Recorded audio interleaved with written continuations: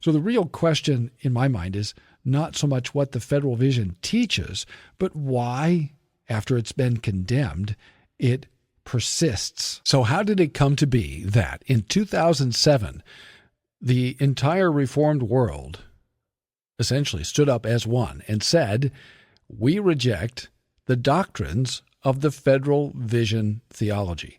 And then again in 2010, the United Reformed Churches again said, we reject the doctrines of the federal vision theology.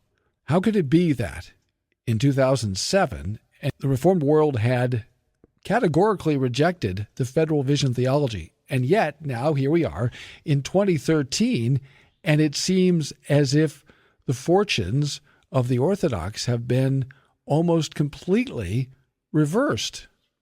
We still have those public statements about the heterodoxy of the federal vision and affirmations of the historic and confessional and biblical doctrine of justification, and yet existentially things feel rather differently. Well, one reason is because of these trials where those who have advocated the federal vision doctrines have not found themselves convicted in church assemblies or courts of teaching them.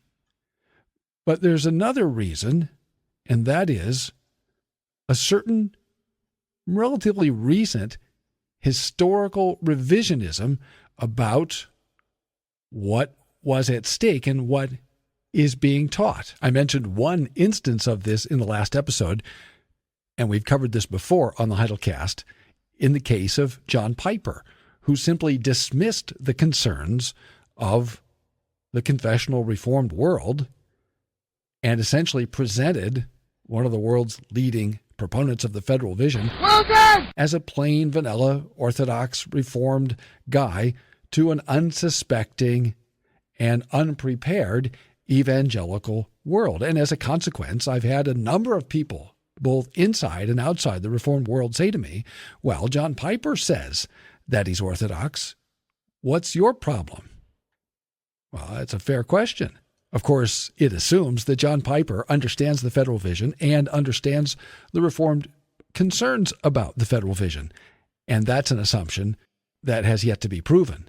The evidence strongly suggests that, in fact, he doesn't understand what the issues are, and he doesn't understand the difference between Reformed Orthodoxy and the federal vision. But there are others, as I have already suggested.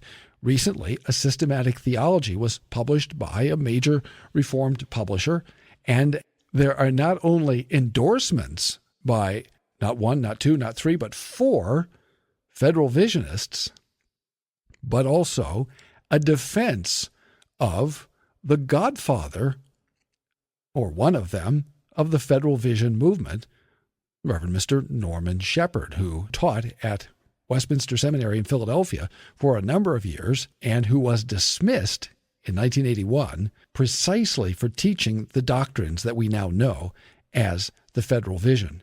And the core concern in that controversy was his doctrine of justification. And in this systematic theology, there is a published defense of his doctrine of justification, and the clear suggestion is made that he was completely misunderstood. And since he's one of the fellows who endorsed this systematic theology, this is all of some interest, because what is being put before us is the proposition that the Board of Trustees, when they dismissed Norman Shepherd, completely misunderstood what he was saying. All of those who expressed concern completely misunderstood what he was saying, and I'll come back to that in a moment. And everyone in the Orthodox Reformed world, including the United Reformed Churches, the Study Committee of the Orthodox Presbyterian Church, the report adopted by the PCA, the Study Committee of the Reformed Church in the United States, and many, many other folks have all completely misunderstood Shepherd's doctrine of justification, and that, in fact, he was merely stating good old-fashioned orthodoxy.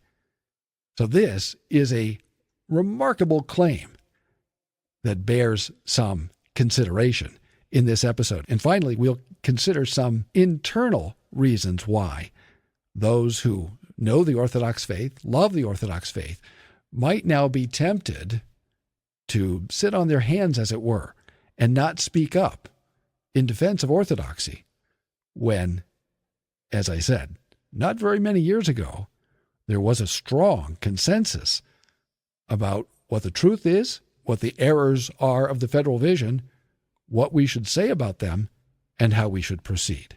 I have in my hands here a brand new systematic theology published by a leading Reformed publisher, Systematic Theology, An Introduction to Christian Belief by John M. Frame. As I say, just published.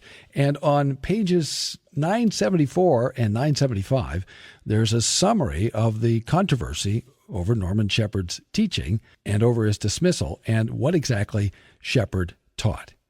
And it is claimed in this volume, on page 974, first of all, that Shepherd believes on the basis of James 2, verses 14 through 26, that saving faith, that is, justifying faith, is a faith that works. I'm quoting now.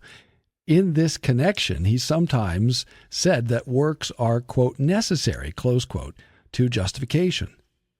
This choice of words, I think, was not wise. Some thought Shepherd was saying that works are the efficient or meritorious cause of justification. This is not what he meant to say, and the word necessary does not need to be taken that way. Indeed, as we will see, Shepherd denies that merit has anything to do with our salvation. His assertion, rather, was based on simple logic. A, without faith, no justification, since justification is by faith. B, without works, no faith. C, therefore, without works, no justification. The term necessary here refers simply to this logical relation, not to efficient or meritorious causality. Shepherd is saying that a living faith is a necessary condition of justification, not its ground, efficient cause, or meritorious wage. Shepherd's choice of words may not have been the best, but his idea is quite commonplace in Reformed theology. It's faith alone that saves, but the faith that saves is never alone. Well, let's stop and consider this because there are a number of interesting claims and, I think, errors of fact and history. Were it the case that all Shepherd was saying is that faith is necessary in the sense in which Frame says, then there would never have been a controversy.